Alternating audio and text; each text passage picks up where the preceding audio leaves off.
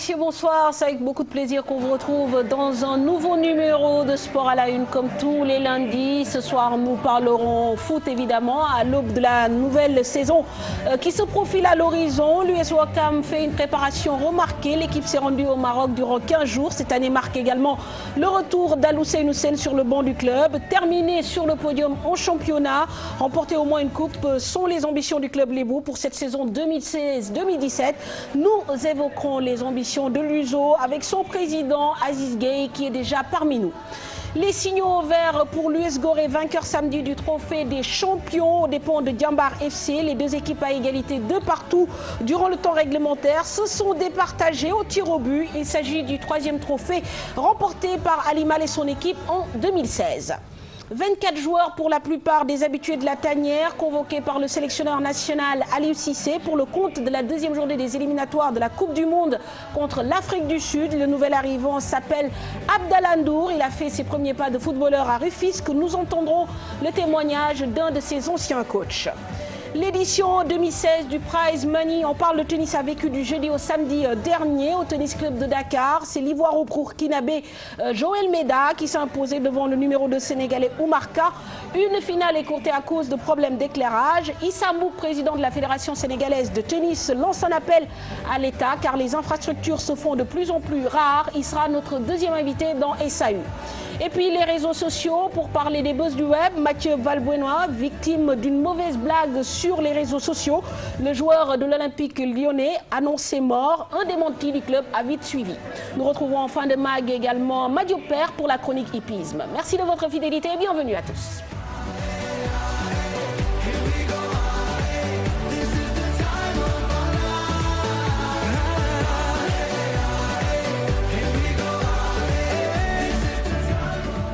Malal Junior, bonsoir. Bonsoir Moufato, bonsoir au président, bonsoir à vous, chers amis téléspectateurs. Monsieur Gueye, bonsoir. Bonsoir. Voilà, merci d'avoir répondu à notre invitation. Comme vous l'avez donc noté, on parlera beaucoup de football, mais surtout un focus sur l'Union sportive de Ouakam. Nous sommes donc, vous le savez, à une semaine du démarrage du championnat de Ligue 1 et l'Union sportive de Ouakam a fait une préparation remarquée pour cette avant-saison avec ce déplacement au Maroc, mais aussi le retour d'un enfant du village, Alou Seynou Sène. Ce dernier, en tant que coach, a déjà remporté le trophée de Coupe du Sénégal en 2006. 5 ans après les avoir quittés, Alou Seynou Sène retrouve les siens. Il a effectué donc ce stage de 15 jours au Maroc pour mieux connaître son effectif. Pour ses retrouvailles, l'ancien joueur de l'USO espère terminer au moins 3e du championnat et remporter un trophée en coupe. Suivons ce reportage préparé par Momo Ndiaye avec des images de Khadim Sissé.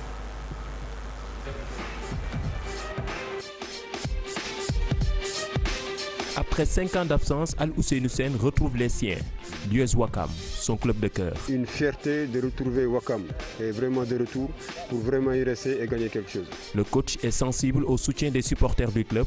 Leur message est clair, tous derrière l'US Ouakam pour un seul objectif. On demande de jouer le podium cette année et au moins de gagner une coupe. L'objectif c'est d'être 3e ou gagner une coupe nationale. Amener le peuple de Ouakam derrière l'équipe. Ça fait longtemps qu'il y avait certains dirigeants et supporters qui ont laissé le club. On va essayer de produire un bon jeu, de les amener à la victoire pour que tout le monde revienne à la maison comme je l'ai fait. Après la Jeanne d'Arc de Dakar, qui était quasiment la première équipe sénégalaise à préparer sa saison à l'extérieur, l'Union sportive de Ouakam a franchi le cap cette saison en se rendant au royaume chérifien. Les Ouakamois ont décaissé un budget de 30 millions de francs CFA pour la préparation de la saison 2016-2017. Donc des gros moyens ont été débloqués pour pouvoir mettre l'équipe dans de bonnes conditions. Donc comme vous le savez, cette année, donc, les ambitions sont revues à la hausse. Moi je dirais que c'est la direction technique et puis le président Abdelaziz Gueye qui nous ont permis de le faire. Je ne sais pas l'idée, mais ça a été vraiment une super idée parce que le cadre était tellement idéal pour bien travailler. On a bien travaillé, on essaye de le maintenir et de le répéter lors de ce championnat. 15 jours de préparation au Maroc, une occasion pour Alou Seynou Sène de revoir son effectif avec 4 rencontres effectuées contre des équipes marocaines. On a eu à faire 4 matchs, 4. Donc on a perdu 2 et on a gagné 2. De retour à Dakar à moins d'une semaine du démarrage du championnat, l'US Ouakam compte jouer les premiers rôles dans ce championnat cette saison. Voilà les petits plats dans les grands pour l'US Ouakam, afin de bien entamer donc cette saison 2016-2017. Alors on a beaucoup parlé, Président, de ce déplacement au Maroc. Voilà, c'est peut-être un fait inédit, en tout cas très rare pour nos équipes. On voudrait bien savoir comment vous avez réussi à mettre cette initiative en place entre l'US Ouakam et le partenariat marocain. Merci Mamadou. D'abord, je salue tous les téléspectateurs. Et en fait, cette idée est venue de la vente d'un joueur, en l'occurrence Sini Diagne, qui était un de nos attaquants. Et dans les négociations, on a eu une opportunité de voir que c'est une équipe quand même bien structurée. Et aujourd'hui, nous nous sommes dit, bon, pourquoi pas négocier avec eux pour aller payer quand même à l'équipe qui le mérite bien une préparation hivernale au Maroc. Et pour ça, le cadre de l'hébergement était idéal, le matériel didactique aussi parfait, et aussi la qualité de la restauration. Et aussi, bon, il n'y a pas de retard dans les entraînements et tout ça, c'était important pour nous. Très bien. De les mettre dans ce cadre. Alors, vous vous êtes installé où? Je pense que c'est à Fès, c'est ça? À Fès, oui. Très bien. Alors, dites-nous, Al-Ousseynou parlait d'un budget de 30 millions. Est-ce que vous avez quand même eu à décaisser de l'argent pour vous pouvoir vous installer là-bas au Maroc? En fait, on a décaissé tous les billets d'avion déjà. Et puis, arrivé là-bas, nous avons été pris en charge quand même par l'équipe marocaine. Mais cela, c'est dans les négociations. Nous avons été pris en charge du point de vue hôtellerie et tout ça. Et c'était important. Très bien. Donc, tout est parti en fait d'un contrat que vous avez négocié pour un joueur. Et puis, on s'en est servi aussi pour négocier. Au lieu qu'ils nous donnent, en fait, ils auraient pu nous remettre tout l'argent. Très bien. Mais on s'est dit, autant le mettre les conditions. C'était un choix. C'est comme un échange marchandise. Voilà, c'était un choix. Soit ils nous donnaient l'argent, ils pouvaient nous donner peut-être 50 millions. D'accord. J'ai dit, on va prendre une partie. On va quand même mettre l'équipe dans les conditions idéales. Très bien. C'est un problème de négociation. Mais en préparant de cette manière la saison, c'est vraiment ce qu'on aime voir. Est-ce que vous allez pouvoir continuer à maintenir la barre là où elle est tout au long de la saison? On va essayer, parce que quand même, on a un budget sur lequel on peut compter. De combien? Bon, c'est un minimum de 100 millions. Okay. C'est un minimum sur lequel on compte. On a un sponsor leader, en l'occurrence Wari, qui est important pour nous. On a notre collectivité qui est derrière nous. On a le conseil municipal aussi, la municipalité qui est derrière nous. Donc, et puis on a aussi les ressources humaines de qualité au niveau de Ouakam qui vont nous aider. Tout est là en fait pour qu'on puisse boucler notre budget. Ce n'est pas un problème d'argent. Maintenant, c'est un problème de gestion des hommes, de gestion de... Vous dites que la barre est haute, on va essayer de maintenir la barre haute. Parce qu'on a trouvé la barre haute. Parce que nos prédécesseurs, chacun a gagné une coupe. Et on a gagné quand même le championnat en 2011. C'est important. La barre est déjà assez haute. Très bien. Nous, on n'a pas le droit de faire moins. On va essayer de faire plus. Mais là, quand même, c'est une nouvelle vision, c'est une innovation. Oui. Donc, c'est un peu aussi votre façon de manager les choses parce que vous avez mis en avant quand même les conditions idoines pour que votre équipe soit dans un environnement assez serein. Exact. Bon, c'est peut-être le petit plus que vous voulez apporter à cette équipe de l'US Ouakam. Il n'y a pas que ça. Il n'y a pas que ça. L'US Ouakam, en fait, c'est des hommes, en fait. Il n'y a pas que le président, c'est toute une équipe qui travaille. Moi, j'essaie d'animer l'équipe. Je suis un animateur et il y a des gens qui travaillent. Il y a la communication, il y a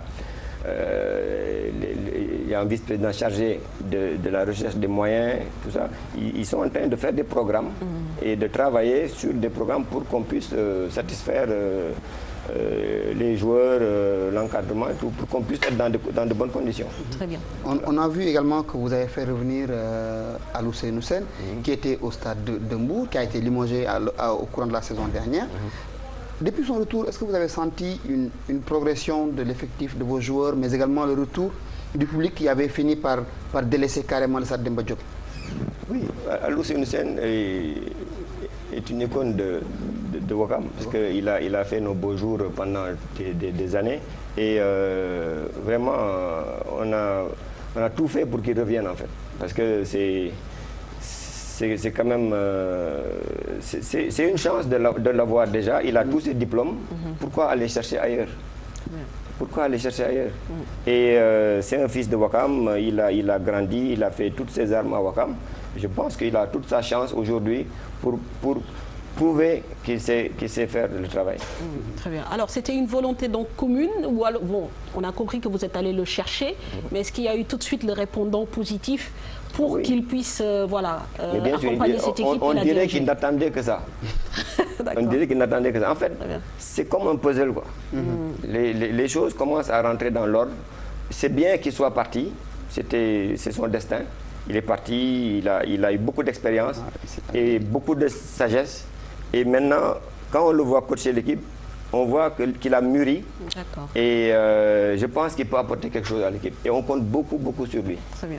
Alors, Monsieur Gueye et Malal, anecdote pour anecdote, peut-être qu'on va retrouver les temps forts de l'US Ouakam, parce qu'on se souvient, dans les années 90, l'équipe de Ouakam était allée quand même jusqu'en quart de finale d'une Coupe d'Afrique. À l'époque, d'ailleurs, j'ai appris par l'intermédiaire de Monsieur Sow Ousseinou, que je salue au passage, que donc l'avion présidentiel, vous avez été mis à disposition pour que donc l'équipe de l'US Ouakam puisse se rendre, donc je pense, faire sa préparation. Malheureusement, bon, l'équipe a été éliminée en quart de finale.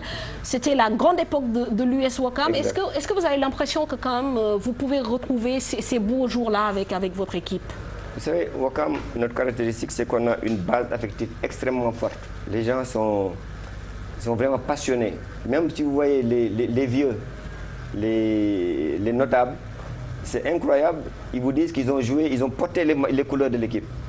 Ils sont des férus du football et tout le village est pratiquement comme ça. Nous, ce qu'on espère pendant notre mandat, c'est de faire redynamiser cette affaire-là, de redynamiser le club, les supporters et de les amener justement à ce niveau. Revenir, très bien. Alors, vous restez avec nous. On aura bien sûr l'occasion un peu de parler de ces ambitions déjà déclinées par le coach. Mais nous allons parler également d'une équipe qui marche plutôt bien en avant-saison, c'est l'US Gorée. Oui, l'équipe championne du Sénégal en titre garde le tempo.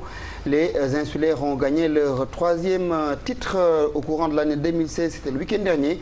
Ils ont remporté le trophée des champions après avoir gagné le championnat et la Super Coupe.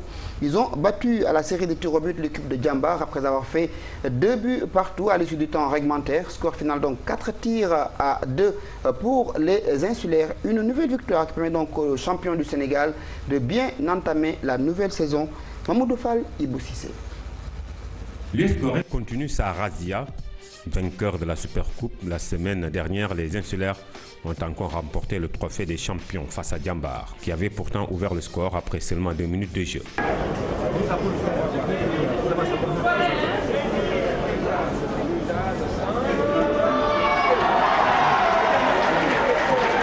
Par Dame Gueye, 2 minutes plus tard, le champion en titre égalise par le biais de Mbaye Diagne Diop. À la 40e minute, Mamadou Lamine Mbaye donne l'avantage aux Goréens juste avant la pause. Un avantage conservé jusqu'à la 72e minute. Alassane Silla égalise pour les académiciens. Le score reste inchangé jusqu'à la séance des tirs au but. Ibrahim Niass, le portier des insulaires, arrête 2 pénaltys. Au final, Gorée s'impose 4 tirs à 3 et décroche son 3e titre en 2016. Je réussirai la saison quand on jouera le championnat à la fin. C'est comme ça. Pour moi, c'est un début. C'est l'année dernière qu'on a pu être là. On a pu être jusqu'ici pour jouer la Super Coupe et le trophée des champions. Donc si on vient, c'est pour jouer, par exemple, ce qu'on a entamé l'année dernière. Mais maintenant, c'est fini. Il y a un autre challenge, c'est le championnat qui vient. Ce sera une autre affaire, ce n'est pas une mince affaire. Donc je dis qu'on joue un championnat, on va jouer un championnat. Donc nous nous préparons à cela. Il faut bien préparer la première journée. Donc. Avec 2 finales perdues, en 15 jours, Djambar reste serein. Ce qui est intéressant, c'est l'intensité qu'on a mis, la qualité de jeu, et des buts dans le jeu. On n'a pas marqué des buts sur arrêt de jeu, sur coup de pied arrêté. Donc ça prouve que voilà, il y a des automatismes qui sont en place et qu'on espère que ça va s'améliorer d'ici la semaine prochaine face au Giraffe. Mais ce qui est bien, c'est qu'on est satisfait, plus ou moins satisfait du contenu et aussi du résultat final. Ça aurait été un match à l'extérieur 2-2, on rentre bien. Deuxième trophée en ce début de saison pour les insulaires, une manière pour eux de bien démarrer le championnat, mais également les compétitions africaines. Voilà donc l'Union sportive voléenne, vainqueur du trophée de champion édition 2016. Les insulaires donc vainqueurs de cette finale du trophée des champions. Alors 2 buts, quand même 4 buts ont été marqués, ça nous change des 0-0 qu'on a eu sur les week-ends précédents. Bon, oui, ça nous change parce que Diambar a marqué très tôt, les insulaires ont pu revenir au score.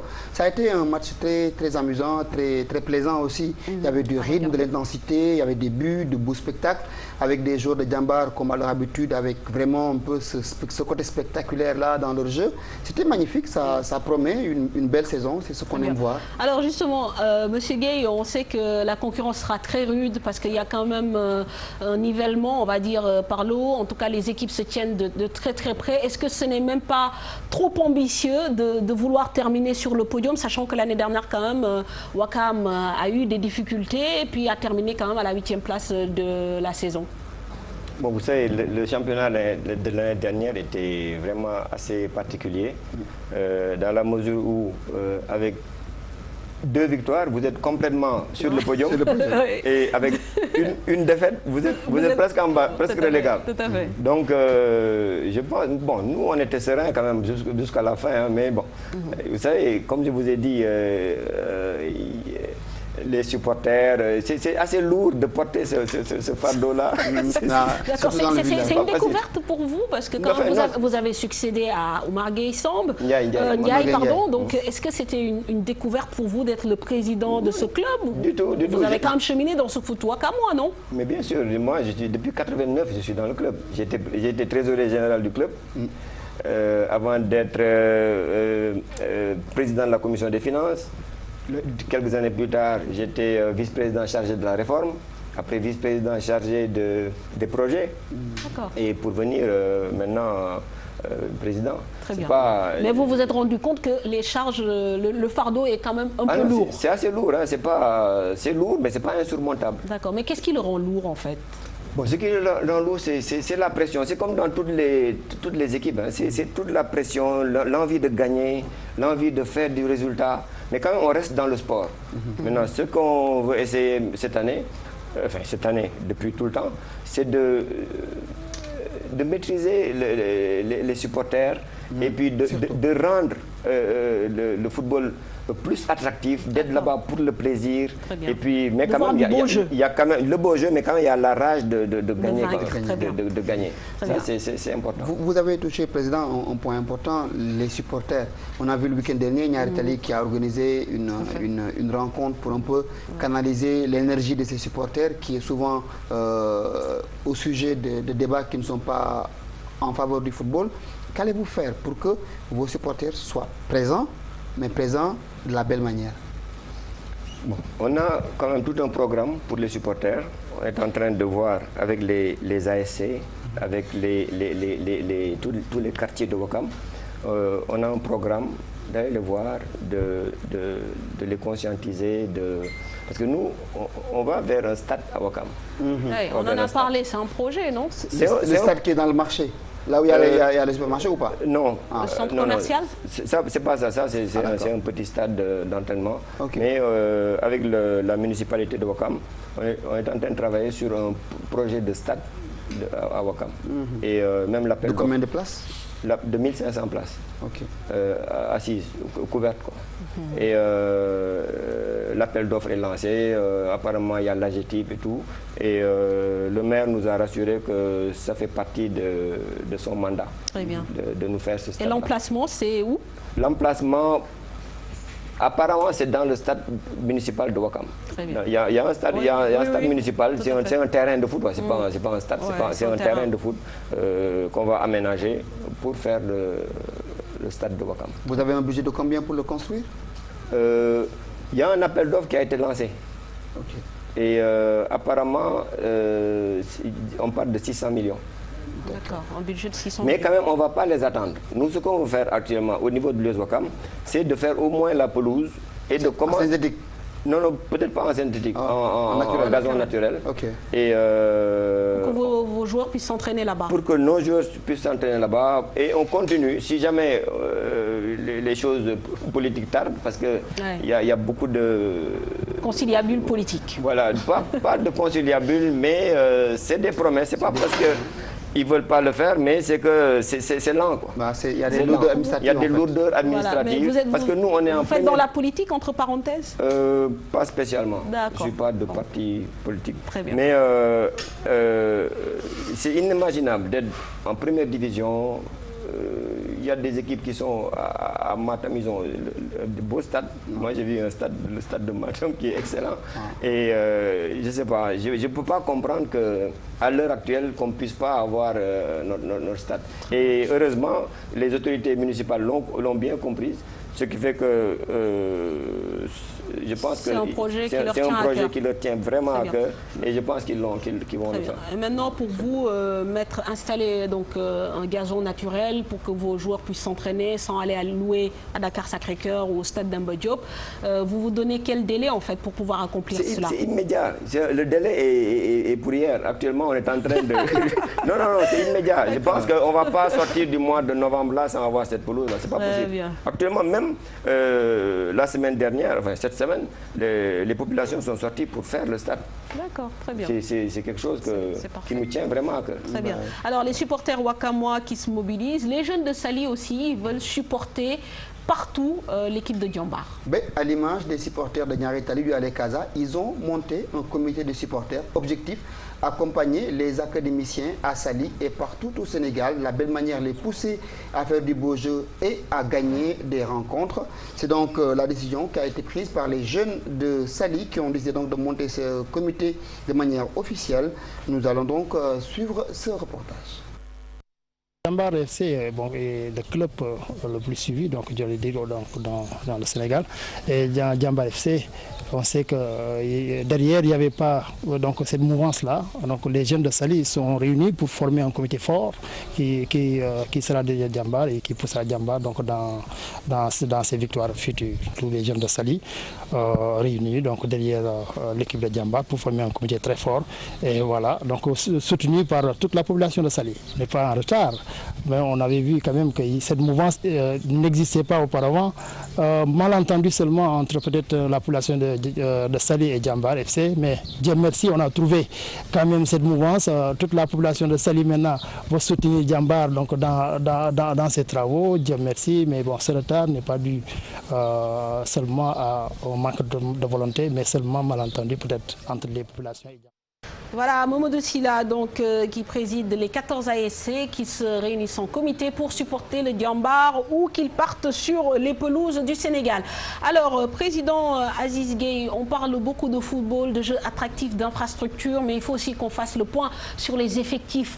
Aujourd'hui, est-ce que l'US Ouakam compte en son sein des jeunes talents qui peuvent lui permettre de nourrir ses ambitions sportives? Bon, en tout cas...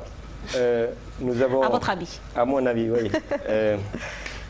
Cette année, quand même, nous avons eu beaucoup de recrutements. On a à peu près une douzaine de joueurs qui viennent d'horizons divers. Et on peut compter sur eux. Il y en a beaucoup qui sont partis au Maroc avec l'équipe. Et il y en a qui sont restés aussi. Actuellement, on compte un effectif de 50 ou 60 joueurs. Et dans lequel on vient de faire le tri pour sortir le groupe de performance qui va tourner autour de 30.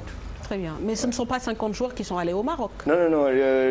Au Maroc, il y a 25 joueurs qui sont partis au Maroc, plus l'encadrement, le médical, un chargé de la communication et 2 membres de la section, dont le président de la section. Très bien. Vous avez eu à voir forcément la saison qui vient de s'écouler.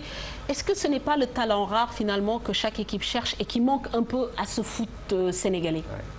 Bon, évidemment, On espère l'avoir cette année, parce qu'il y a beaucoup de jeunes qui vont sortir de nulle part, vous allez voir. Je ne peux pas en dire plus. On peut s'attendre donc à des bonnes surprises. Mais Président, une équipe comme Ouakam, par exemple, un village, tout un village, il est important d'avoir un centre de formation. Oui. Vous en avez? Il y a 17 écoles de football à Ouakam. Et parmi nos projets qu'on va mettre sur place, il y a l'académie de foot de Ouakam qui est en train de sortir. Voir le jour, de sortir de terre. Il y a beaucoup de projets quand je vous entends. Oui, l'académie fait partie des projets. Très bien, éminent. Très bien. Alors, merci Président pour toutes ces précisions. Nous allons passer à un autre pan, là un peu plus haut du football, notamment l'équipe nationale du Sénégal. Comme vous le savez, Aliou Cissé a convoqué 24 joueurs pour affronter donc l'Afrique du Sud à la date du 12 novembre prochain. Pas de grosse surprise en dehors de l'arrivée donc du joueur de Strasbourg, Abdallah Ndour, arrière gauche, qui évolue donc dans le club de Ligue 2 française depuis 2014. Alors avec ce club, il a déjà joué en national avant d'accéder donc en Ligue 2. Alors nous allons écouter un de ses anciens coachs. Il s'appelle Pape Amadou Diallo. Il l'a encadré quand il était jeune à Rufisque et il parle d'un garçon très sérieux. J'ai été le premier éducateur à l'avoir amené au tournoi du Mondial Pupi en France avec le maire de la commune Est Ngonendoy. C'était en 2005. Bon, il a toujours été un garçon très technique, très vivace, mais qui a aussi de grosses qualités mentales. Il a toujours été un défenseur très rigoureux et qui aime vraiment jouer en offensif. Il est calme, très serein et il respecte beaucoup aussi les consignes qu'on lui donne.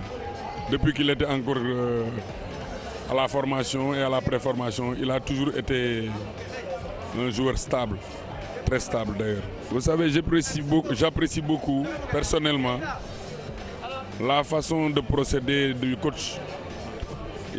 Aujourd'hui, personne ne peut dire qu'il n'a pas élargi son groupe. À chaque fois, il y a un élément nouveau qu'il intègre dans son groupe. Et par rapport au poste où il y a un déficit. Donc je pense que c'est extrêmement important d'équilibrer une équipe de football. Voilà donc l'un des anciens coachs de Abdallah Ndour, une liste sans surprise, Malal? Oui, sans surprise. Bon, sauf la présence de Ndour, moi je trouve qu'il est dans la continuité. Il cherche à stabiliser un peu un groupe pour aller vers la Coupe d'Afrique. On va voir. Très bien. Alors, Aziz Gueye, j'imagine que vous êtes beaucoup plus focus sur l'US Ouakam, mais c'est normal. Maintenant, l'équipe nationale, vous la voyez évoluer. Qu'est-ce que ça vous inspire? Bon, l'équipe nationale, moi, j'ai bon espoir. Je crois au coach. Et puis, je pense qu'il est sur la bonne voie. Et il est rigoureux. Et je pense que cette rigueur va nous permettre d'avoir au moins quelque chose. D'accord, à la prochaine CAN. On attend aussi des Wakamois dans cet effectif. Depuis Bayou Marnias, je pense que bon, j'en profite pour transmettre tout notre soutien à Bayou Marnias, qui est un Wakamois et qui traverse une période un peu difficile. Mais on l'a eu au téléphone, il est serein et puis on l'encourage à traverser cette situation. Tout à fait. Solide le gamin. Alors, pas de surprise pour cette liste, à part la nouvelle présence, à part la présence bien sûr d'Abdallah Ndour. Nombreux sont les observateurs et autres journalistes qui pensent qu'Aliou Cissé est dans la continuité pour aller vers la Coupe d'Afrique des Nations de football. Suivons ces quelques propos recueillis par Mamadou Ndiaye. Qui est dans la continuité de ce qui se faisait lors des derniers matchs. Sur le couloir gauche, on a beaucoup de joueurs et c'est bien qu'on ait de la concurrence à ce poste-là parce qu'il y a déjà 6 qui est en place et qui a fait 2 très bons matchs. Il y a le jeune Abdallah. C'est un garçon qui a montré de belles choses depuis une année maintenant. Avec Strasbourg, il est bien en forme et ça lui permet de découvrir la tanière et de le faire progresser. Donc il y avait un choix à faire, Aliou les a fait. Il a 6 qu'il confirme et Abdallah Ndour à qui il permet de découvrir la tanière. Bon, il a jugé nécessaire de faire appel à un gosse que peut-être que le Sénégalais ne connaît pas et moi aussi j'ai eu la chance de suivre ce garçon. C'est un garçon qui est jeune, qui a 22 ans et j'ai eu la chance de le suivre avec son club, le Racing Club de Strasbourg. je vois qu'il est très bon. Il est très bon, Abdallah Ndour. Parce que j'ai eu la chance de le suivre lors d'un match de Strasbourg l'avant-dernière semaine. Il est rentré comme remplaçant, mais il a amené du sang neuf dans l'équipe des Grenans. Bien vrai que Saliou Ciss est en train de faire de bonnes choses ces temps-ci, mais l'arrivée de Abdallah Ndour quand même est très bon. Lui est en train de travailler sur la continuité. Il tient bien son groupe et en même temps il n'a pas fermé les portes. Bon, la venue de Abdallah Ndour en est vraiment une illustration et que ça veut dire que les portes sont ouvertes pour tout le monde. Et l'équipe a commencé à prendre forme. Donc je crois qu'il a déjà son noyau, mais lui il sait où il va et il connaît peut-être les joueurs qu'il veut. Il est en train de monter une très bonne équipe. Laissons-le le temps de travailler, le temps de faire ce qu'il veut faire. Et je pense que tous derrière lui, on aura une bonne équipe. Voilà donc les réactions après la publication de cette liste de 24 joueurs. On rappelle que donc le Sénégal doit affronter l'Afrique du Sud pour le compte de la deuxième journée des éliminatoires donc de la Coupe du Monde Russie 2018. On fait un coucou à Seyni Diagne qui justement nous regarde depuis le Maroc et qui vous a permis entre autres grâce à son transfert d'amener votre équipe donc là-bas à Fès donc pour ce partenariat. Il nous suit sur la page Facebook de Sport à la Une. Et puis toujours concernant les informations sur le continent, puisqu'on parlait de l'équipe nationale du Sénégal, on va parler tout de suite de celle de l'Algérie, qui a un nouveau sélectionneur qui n'est pas inconnu au bataillon. Il s'agit de Georges Lekens. Après avoir entraîné la Tunisie entre 2014 et 2015, le Belge renoue avec une autre équipe maghrébine, l'Algérie, une équipe des Fennecs qui se déplace au Nigeria pour une deuxième journée des éliminatoires de la Coupe du Monde. Alors comme on se souvient, les Fennecs avaient concédé le match nul 1-1 à domicile devant le Cameroun lors de la première journée, ce qui avait donc précipité la démission du Serbe donc Milan Rajovic. Voilà donc pour l'info concernant donc l'Algérie. On va revenir chez nous et parler de beach soccer. Oui, de beach soccer avec la finale de la première édition du championnat national qui a eu lieu hier dimanche à la plage des Parcelles Assainies, une finale remportée par l'équipe de golf face à Ngor, score du match 7-4. À noter également que Lansana Diassi est meilleur buteur avec 17 réalisations. La fédération a sorti une enveloppe de 1 million pour l'équipe vainqueur et de 500 000 pour l'équipe qui a été battue en finale. Alors, président Aziz Gueye, vous le rappeliez à juste titre, vous ne vous occupez pas que de foot, vous avez le basket, mais là, tiens, on parle de beach soccer, les bouts à côté de la plage, ça devrait être une discipline qui vous intéresse. Ah, bien sûr, vous savez que, comment il s'appelle non, Chita. Chita, oui, Chita, bien sûr. Il est Wakamois. C'est le fils de Wakam par excellence. Et voilà, donc... Pourquoi pas une équipe de Wakam pour le beach soccer? Il y a une équipe de Wakam, mais bon, pour l'instant, ce n'est pas encore dans nos disciplines, dans les disciplines qu'on suit, parce que nous, on suit actuellement 5 disciplines. Football, basket, natation, athlétisme et tennis de table. Mais sinon, il y a le regard, il y a le handisport, il y a le beach soccer. Tout le monde veut rentrer dans l'US Wakam, mais c'est des Wakamois. On espère qu'un jour, ils vont réintégrer. Au fur et à mesure, vous allez mieux structurer cela. Alors, on parle toujours foot avec donc cette fois-ci ce qui se passe hors de nos frontières, notamment le foot européen. Le Real Madrid qui retrouve son buteur fétiche CR7, auteur d'un triplé ce week-end, alors que le FC Barcelone, lentement mais sûrement, retrouve le peloton de tête. En Allemagne, le Bayern de Munich creuse l'écart avec son concurrent le Borussia Dortmund. En Angleterre, 3 clubs sont à égalité de points. Chelsea est au pied du podium. En France, Nice s'envole avec 6 points d'avance sur Monaco et le PSG. Le round-up des championnats européens, c'est l'affaire de Cher Hassan Ba et Cher Sadibou Diarra.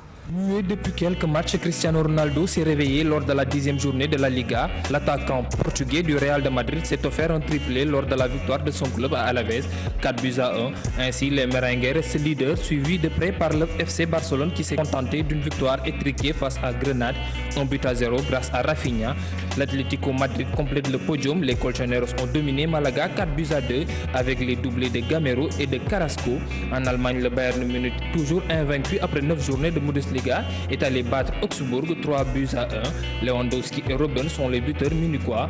Leader, le Bayern Munich a une avance de 8 points sur son principal rival, le 6e Borussia Dortmund.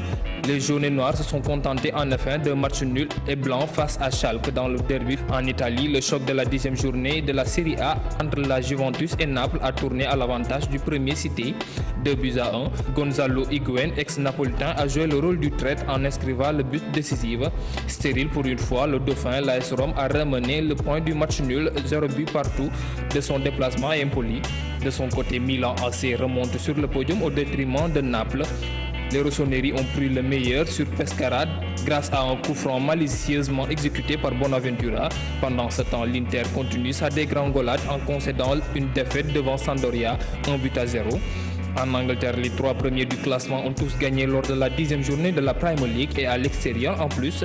Après 6 matchs sans succès, le leader Manchester City a explosé West Bromwich 4-0 avec des réalisations de Gundogan et Agüero. Arsenal n'a pas fait dans la dentelle face à Sunderland, corrigé 4-1.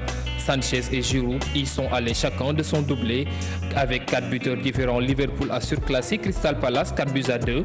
Chelsea qui a enchaîné sa 4e victoire consécutive en battant Southampton 2-0 et au pied du podium. Au même moment, Manchester United s'en éloigne. Ibrahimovic et compagnie n'ont pu faire qu'un nul 0-0 face à Burnley. Un problème d'efficacité qu'on ne connaît pas le leader de la Ligue 1 après 11 journées. Nice a laminé Nantes 4-1, dont 2 de sa star Balotelli. Le Paris Saint-Germain, qui ne veut pas se faire trop distancer, a battu Lille 1-0 grâce à l'inévitable Cavani. Dans les affiches de la journée, il n'y a pas eu de vainqueur. Monaco s'est contenté d'un nul, 1 but partout à Saint-Etienne, alors que pour la première de Rudy Garcia au stade Vélodrome, Marseille a été tenu en échec par Bordeaux, 0 but partout. Quant à l'Olympique Lyonnais, il a retrouvé le chemin de la victoire en allant battre Toulouse 2-1 sous l'impulsion de Lacazette, auteur d'un doublé. Voilà, merci donc à cher Hassan Fall et cher Sadibou Diarra au montage Moussa Sen. Merci pour cette belle musique d'accompagnement. Alors, pour votre culture générale, pour notre culture générale, bon, ça c'est pas une très bonne nouvelle, mais on saura au moins qu'il y a un certain Silvio Gazzaniga, qui est le sculpteur, qui est un sculpteur italien, qui a modélisé le trophée de la Coupe du Monde, qui malheureusement est décédé ce lundi à l'âge de 95 ans. Donc, il s'appelle Silvio Gazzaniga et c'est lui qui a donc sculpté ce fameux trophée de la Coupe du Monde. Alors, Monsieur Gueye, vous avez beaucoup de projets. Tout de suite, vous parliez notamment de la mise en place donc d'un journal. Vous avez l'académie. Alors, comment vous comptez mobiliser les Wakamois pour vous aider à réaliser tout ça? Comme je vous ai dit tout à l'heure, Wakam regorge de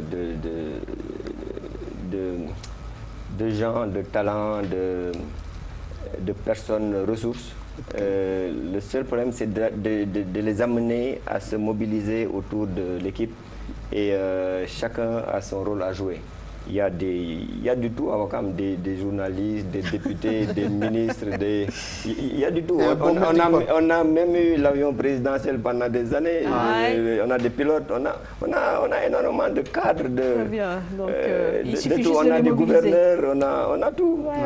Et le problème, c'est de mettre tout le monde dans un bon cadre. Voilà, dans le cadre, avoir le même idéal. Et les gens croient fortement au village. Et puis c'est des gens vraiment qui aiment le village, qui veulent faire quelque chose. Et puis nous, ce qu'on veut faire, c'est leur offrir ce cadre-là. Très bien. Et alors, bientôt, on va inaugurer notre siège. Et puis on est en train de travailler sur le siège aussi. D'accord. Et c'est où? À Wakam aussi? À Wakam, oui, à Wakam. Et bientôt, on va vous inviter à cette inauguration. Oui, avec plaisir.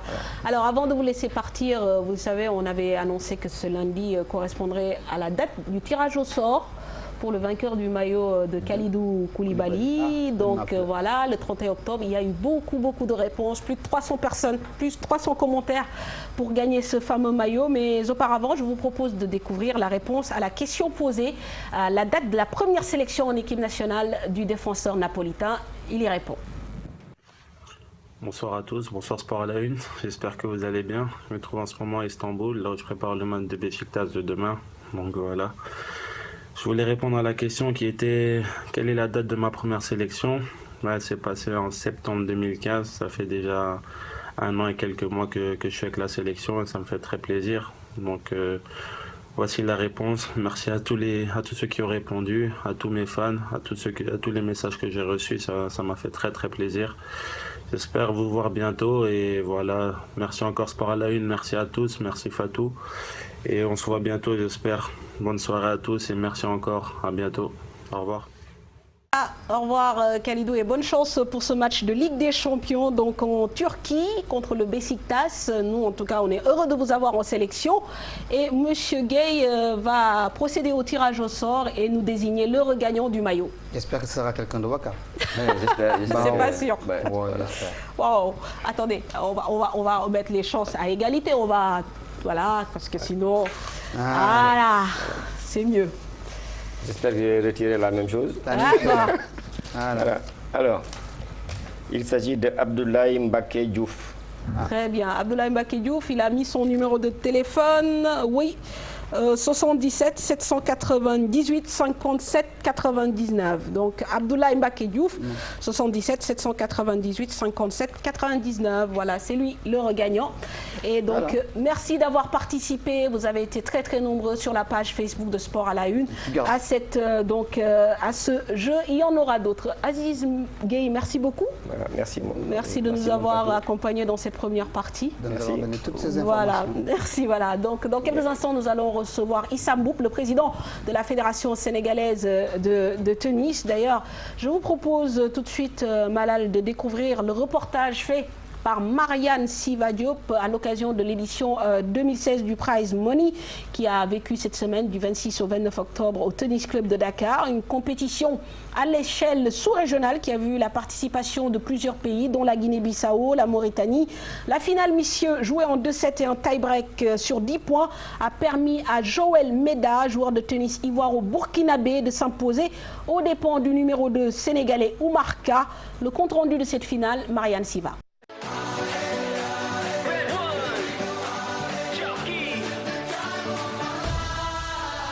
L'édition 2016 du Prize Money lui réussit bien. Après la Mauritanie, Joël Meda s'est imposé à Dakar en remportant la finale de cette compétition devant le Sénégalais Oumar Ka sur un super tie-break. C'est la deuxième fois que je participe à ce tournoi. Et la première fois, j'ai participé, mais ce n'était pas le cas. J'ai perdu en finale. Et cette année, ce tournoi me réussit. Je suis vraiment content, puisque la première étape en Mauritanie, je l'ai gagnée. Et la deuxième étape, je la gagne encore. Et je pense que ça sera le cas au Mali. Perdre à domicile, pas facile. Oumar Ka a du mal à expliquer sa défaite devant Meda. Je suis vraiment déçu. C'est la 4e fois que je perds contre lui. C'est pas normal, quoi. Pour le premier set, j'ai gagné. Bon, c'était pas difficile pour moi. Et au deuxième set, on se suivait jusqu'au tie-break. Donc j'avais des possibilités pour y aller. Je menais 4-2, je servais pour 5-2. Et j'ai eu un coup de baisse. Et lui aussi, il a en profité pour me breaker. Pour le président de la Fédération sénégalaise de tennis, il ne reste plus qu'à consolider les acquis parce que le Sénégal est sur la bonne voie. Aujourd'hui, aussi bien pour le tennis que pour tous les autres sports, le Sénégal peut être un peu au devant de la scène. Le gap est très très important par rapport aux autres pays. Je pense qu'on a besoin d'une forte volonté politique, en commençant par la construction d'infrastructures. En plus du trophée, le vainqueur du Prize Money a remporté 400 000 francs, le deuxième 270 000. Chez les dames, la première a reçu 200 000 francs. La prochaine étape du Prize Money se déroulera au Mali, le 16 novembre.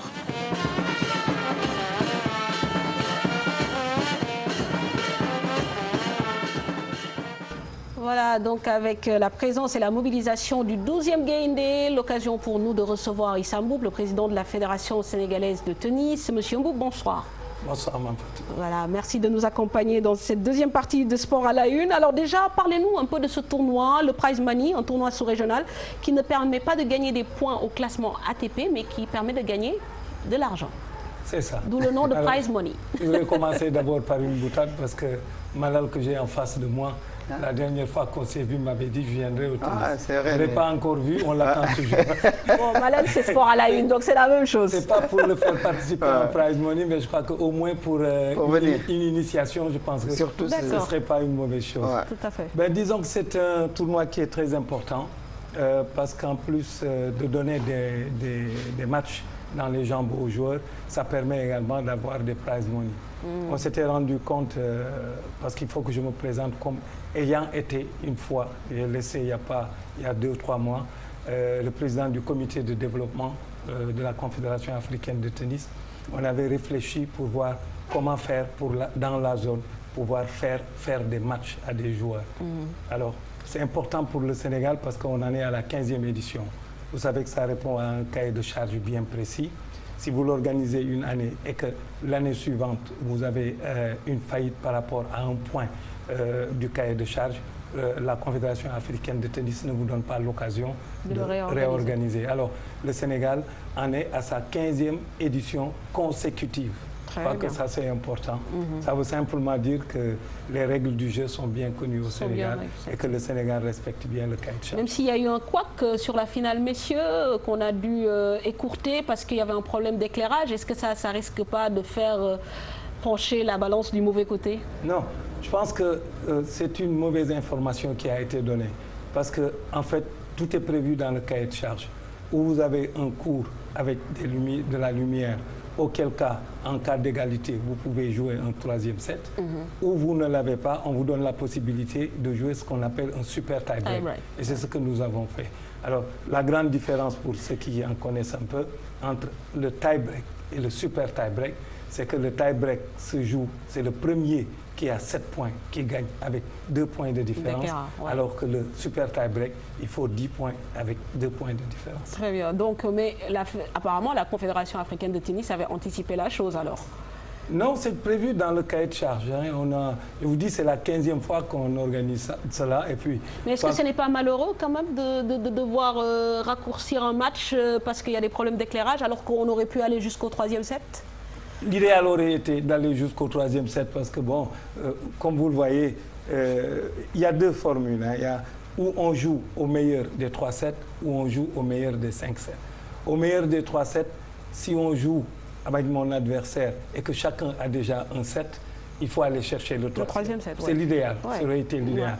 Mais comme je vous le dis, tout est prévu dans le cahier de charge et donc ça ne peut en aucune façon être pénalisant pour l'organisation d'une prochaine édition. Mais Président, en 15 éditions, vous l'avez dit, comment expliquer le fait qu'on soit obligé de raccourcir un peu une finale parce que l'endroit qui a été choisi, par exemple, ne disposait pas de toutes les infrastructures nécessaires pour qu'on ait le droit d'aller jusqu'au bout de cette compétition. Ça va nous ramener tout à l'heure et on en discutera au problème des infrastructures et de l'équipement justement qui devrait aller avec les infrastructures. Je crois qu'on doit travailler sur le renforcement un peu de la qualité des infrastructures ici.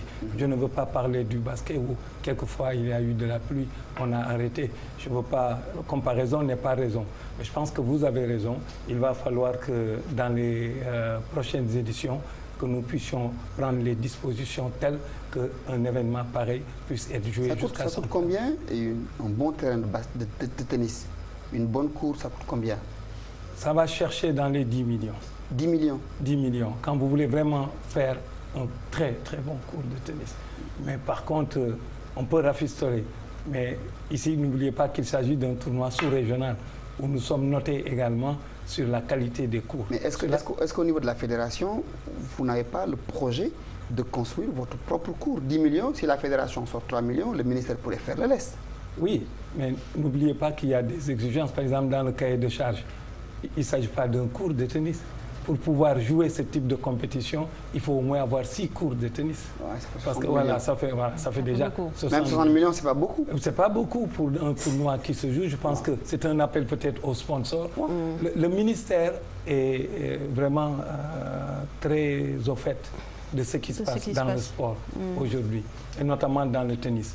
J'ai eu une longue discussion il n'y a pas très longtemps quand on installait la génération 2024.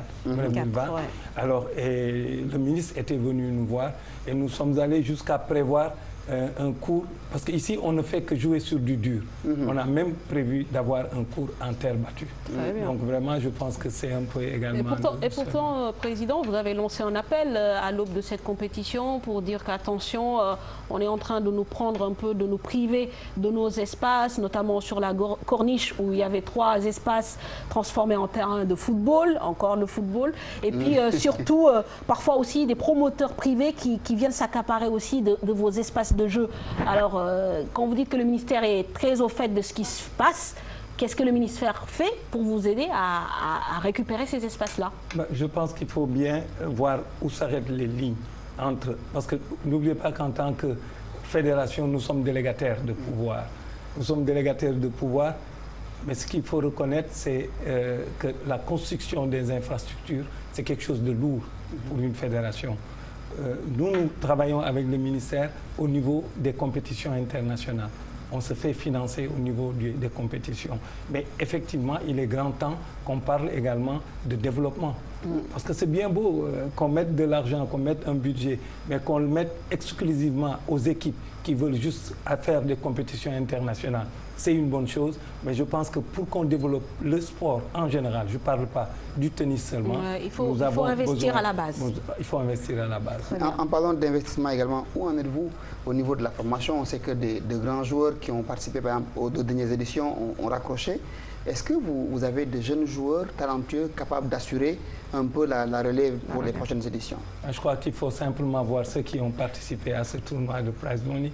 On a eu Omar Ka, ce jeune Omar Ka, qui venait de Bissau, qui a remporté le tournoi de Bissau, qui est passé en Mauritanie, qui a joué la finale et qui s'est fait battre par le même adversaire et qui est revenu jouer une finale. Sur 3 tournois, si vous faites une finale, malheureusement, il n'a pas gagné, mais je crois qu'il a le mérite d'être allé jusqu'en finale pour ces 3. Alors, il lui reste encore des chances parce que ce tournoi va continuer. Ils vont aller au Mali.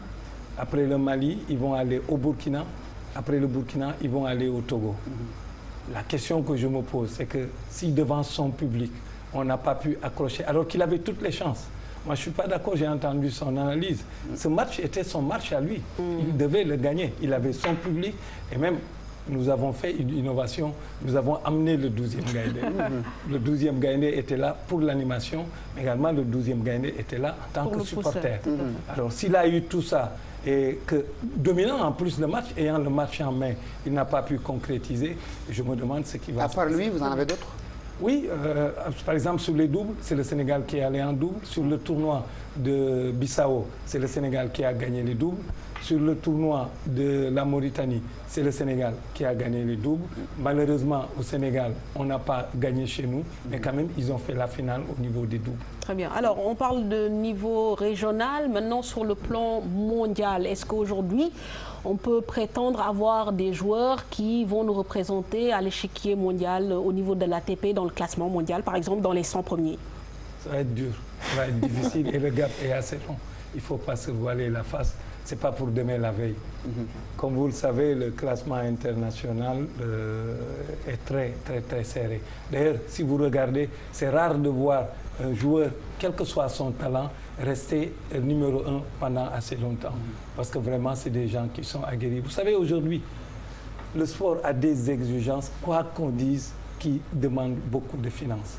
Imaginez que pour jouer un tournoi comme Roland Garros, un tournoi de Grand Chelem, le joueur qui y va, je l'ai dit dans un plateau aujourd'hui, il a besoin de partir avec son coach, il a besoin de partir avec son entraîneur, il a besoin de partir avec son préparateur physique, il a besoin de partir avec son préparateur mental, il a besoin de partir avec son sophrologue. Je ne parle pas avec tout. Imaginez-vous, et tout ça, c'est des billets d'avion, c'est des places d'hôtel, ça demande de l'argent. Donc vraiment, pour un classement mondial, ce n'est pas demain la veille. Mais on y travaille.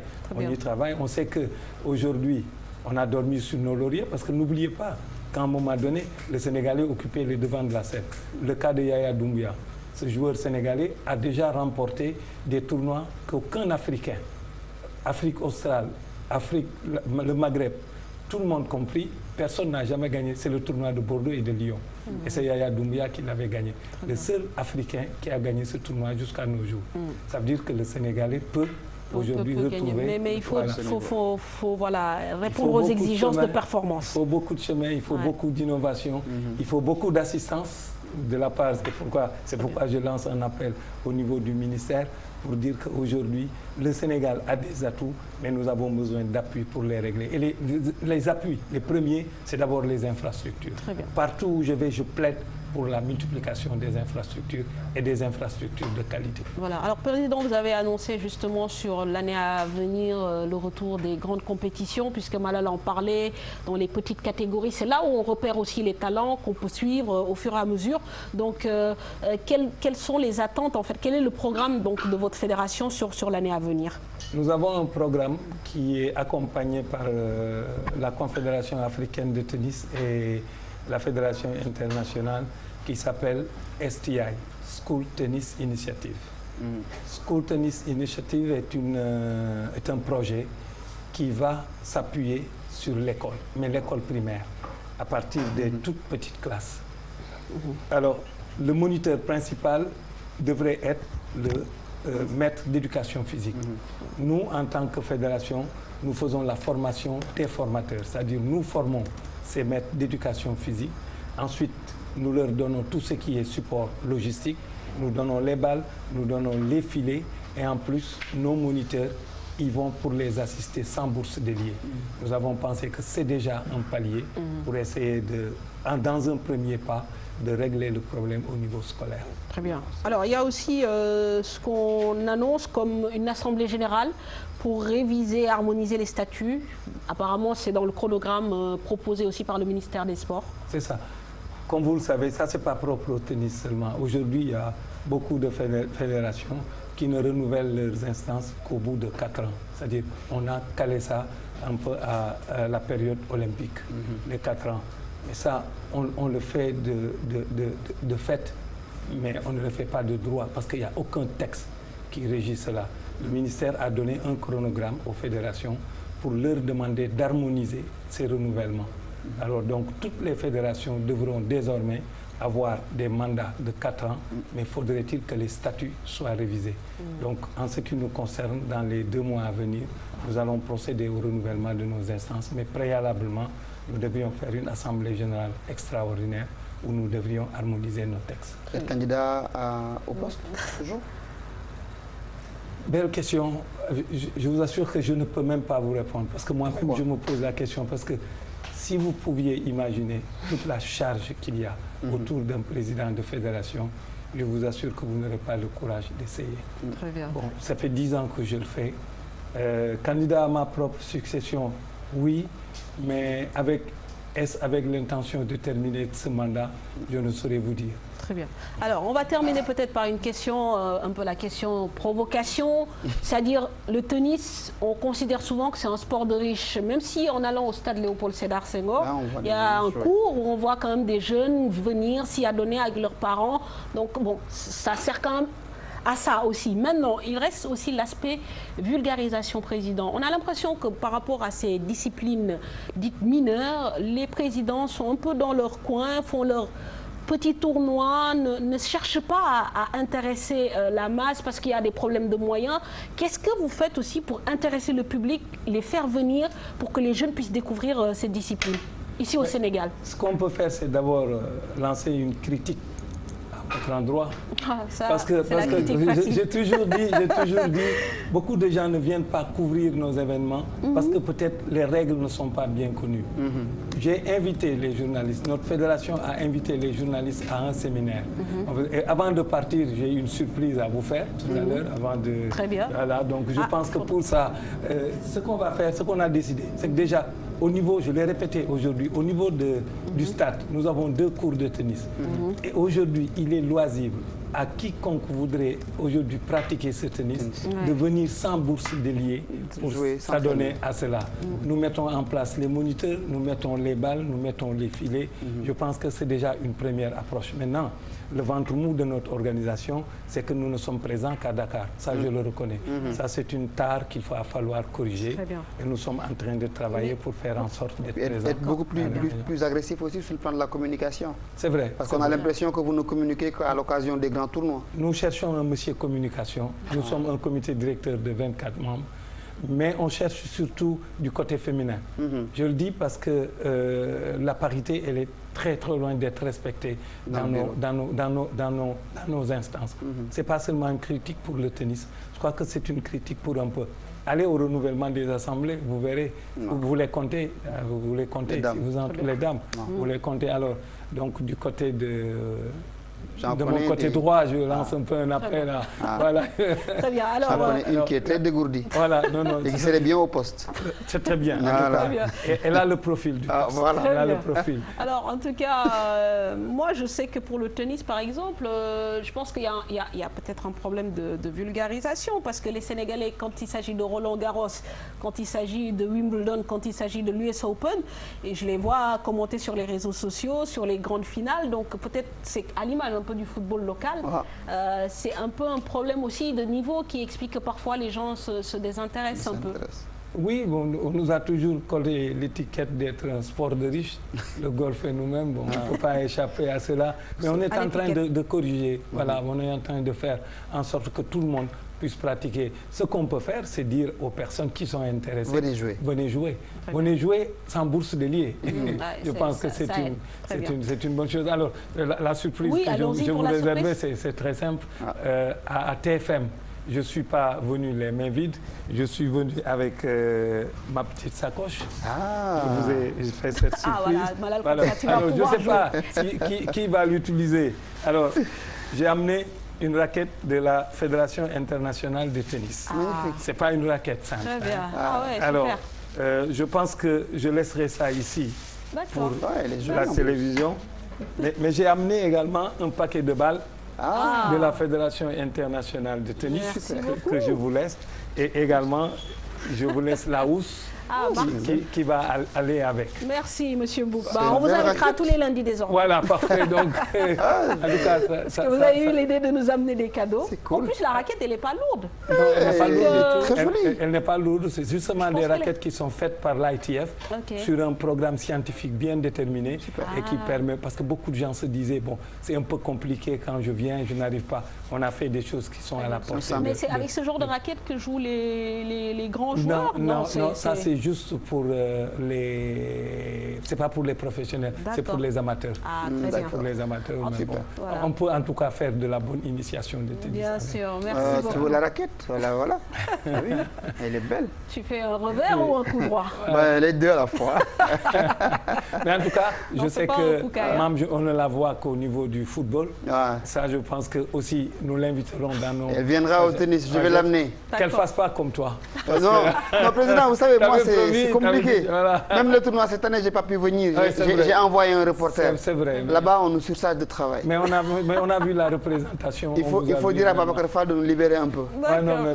Non, ce qu'on va faire, c'est dans le cadre de demander au président Youssou Ndour de vous mettre juste une place où la balle peut rebondir pendant vos heures libres. Avec un petit mur et puis on pourra s'amuser là-bas. Voilà, je plaiderai en votre faveur. Très bien. En tout cas, ça a été un plaisir de vous recevoir, Monsieur Mboup. Comme on dit, c'est un début. Donc voilà, bonne continuation et on attend avec impatience le calendrier des autres compétitions. Parfait, en tout cas, c'est un plaisir partagé. Très bien. Merci, Monsieur Mboup. Voilà, dans quelques instants, nous allons recevoir Madio Père et donc Mamadou Ndiaye pour les buzz du web. Mais en attendant, cette info qui vient de tomber, Malal Junior Diagne, Gorgui Sy Dieng qui vient de signer pour 4 ans, renouveler, on va dire, son contrat avec les Timberwolves de Minnesota pour 64 millions de dollars. Wow. Voilà, donc c'est l'info du soir pour le basket NBA. On le sait, Gorgui Sy a commencé quand même cette saison avec de bonnes stats, 2 double-double, même si son équipe a perdu les 2 premiers matchs de la saison. Mais l'information, c'est ça, 64 millions de dollars pour un contrat de 4 ans avec Minnesota, l'international sénégalais qui donc va continuer l'aventure avec la NBA. C'est rassurant, c'est bien pour le joueur, c'est bien pour l'équipe nationale du Sénégal, Gorgui Sy Dieng, qui est l'un des moteurs un peu de cette équipe nationale du Sénégal, qui va pouvoir maintenant jouer la tête libérée, se concentrer sur son jeu, sur ce qu'il sait faire de mieux, et puis espérer que tout ce qu'il va faire durant la saison régulière va avoir des répercussions sur l'équipe nationale pour les compétitions africaines. Tout à fait. Il bénéficie aussi de ces contrats mirobolants que signe la NBA avec les chaînes de télévision, les chaînes de télévision américaines. Je pense que c'est 24 milliards de dollars sur 9 ans. Milliards de francs. Voilà. Donc en fait, ESPN, une chaîne américaine, a signé en fait pour les droits de NBA. Et donc c'est des grosses sommes, ce qui permet justement donc aux franchises de renouveler les contrats des joueurs et de les augmenter à un certain niveau. Et donc il y a eu beaucoup de joueurs qui ont eu leur contrat revu, augmenté à des millions de dollars. Et Gorgui Sy bénéficie également de cette manne financière. Dans quelques instants, nous retrouvons Mamadou Ndiaye pour les buzz du web. C'est tout de suite.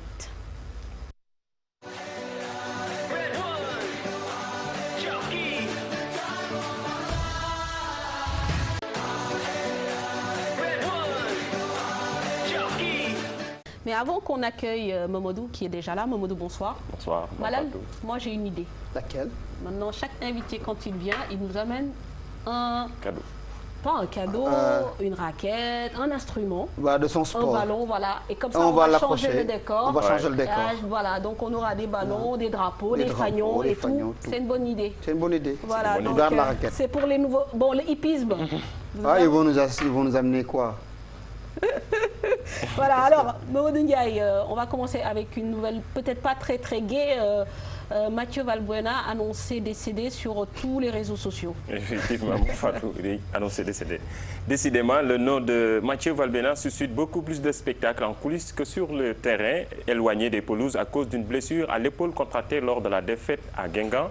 L'ancien Marseillais a été victime d'une rumeur désagréable cette nuit. Annoncé mort sur les réseaux sociaux, le club a tenu à rétablir la vérité sur son compte Twitter. Mathieu Valbuena est heureusement bien vivant, contrairement à ce que d'ignobles individus diffusent sur Twitter.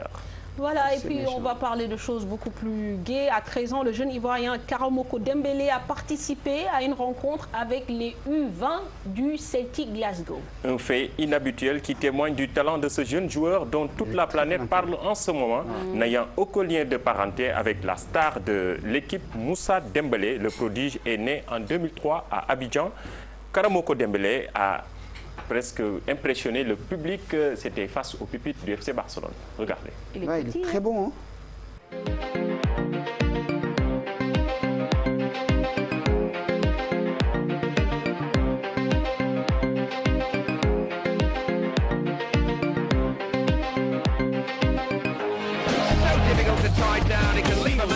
It's not about the salary, it's all about reality and making some noise, making a story, making sure his click stays up. That means when he puts it down, Tox picking it up. Let's go. Who the hell is he anyway? He never really talks much, never concerned with status, but still even them starstruck. Humble through opportunities given despite the fact that many misjudge him because he makes a living from writing raps. Put it together himself, that a picture connects. Never asking for someone's help, but to get some respect. He's only focused on what he wrote. His will is beyond reach, and now it all unfolds.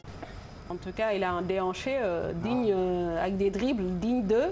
Messi, Lionel Messi. D'accord, on l'annonce comme le futur Messi. Oui, on l'annonce comme le futur Lionel Messi. Il a la taille, il a la technique. Et il est jeune. Il est très jeune. Il faudra que les éléphants de la Côte d'Ivoire le récupèrent très vite. Sinon, il risque de jouer avec une autre nation et ce serait dommage. Alors, un autre joueur qui, lui, s'est illustré d'une drôle de manière. Il a dansé après avoir marqué son but et mal lui en a pris. Il a écopé d'un carton jaune. Il s'appelle Kay Kamara, le natif de Freetown, c'est en Sierra Leone, qui évolue chez le New England Revolution aux États-Unis. Après avoir marqué un but à l'occasion de la victoire 3-0 face à l'Impact Montréal, Kay l'a célébré en effectuant un twerk, c'est la célèbre danse actuellement qui fait ravage, un geste qui lui a valu un carton jaune. Regardez. Oh, well. Now, 7 goals, 11 career appearances for Kamara. Why is he booked? What is that all about? It's just got a yellow for a celebration, which is silly, but there's no need to argue it. This isn't the NFL where they're right. I haven't seen any directives about choreographed celebrations, which I know, as far as I could tell, is just Ça mérite un carton jaune ou pas? Oui, dans le règlement de la FIFA, certains gestes, certaines célébrations sont punis par un carton jaune. Ah oui? Oui. Très bien. Alors, c'est dans le règlement. En tout cas, c'est un bon attaquant. Actuellement, il avait réalisé la saison passée 22 buts. Très bien. Là, vous vous souvenez du carton jaune que Cavani avait pris quand il avait tiré sur le public? Oui, c'est vrai. Voilà, effectivement, il y a des gestes répréhensibles. Voilà. Alors, un autre joueur a subi la même sanction. Il s'appelle Sifo, c'est un Sud-Africain. Lui également, il a fait un geste technique alors qu'il n'y avait aucun adversaire devant lui. Et lui aussi, il a écopé d'un carton jaune. Avec cet arbitre-là, Manfatou, Neymar et Cristiano Ronaldo auraient du mal à finir les matchs lors d'une rencontre de Coupe d'Afrique du Sud remportée dimanche. Son équipe s'appelle Boraka contre Platinum Star, 3-1. Le dénommé Sifo a écopé d'un carton jaune. Son sort, regardez cet élément. On continue? Oui. Et les vidéos bonus, cette fois-ci, on va aller découvrir le championnat chilien. Un joueur est embarqué par la police après avoir mis un coup de pied à un supporter. Regardez. Final del compromiso, lamentable, mira. Pero cómo se no, Sebastián. Mira, hay cosas y cosas, uno entiende la reacción de los hinchas, por ahí no corresponde, hay cosas que nunca deben haber en el fútbol, como los escupitajos, los golpes, la violencia inmediata, y nosotros como CDF, la NFP y en general el fútbol chileno está en contra de la violencia, pero Paul es uno de los dueños del espectáculo. Je rappelle Eric Cantona. Oui, bon, c'est pas très joli à voir. Qu'est-ce qu'on a pu lui dire avant pour qu'il aille faire ce geste? C'est compliqué. Et ces pays-là, les gens aiment les choses pimentées, donc voilà, forcément, il peut comme ça. Chili con carne. Voilà.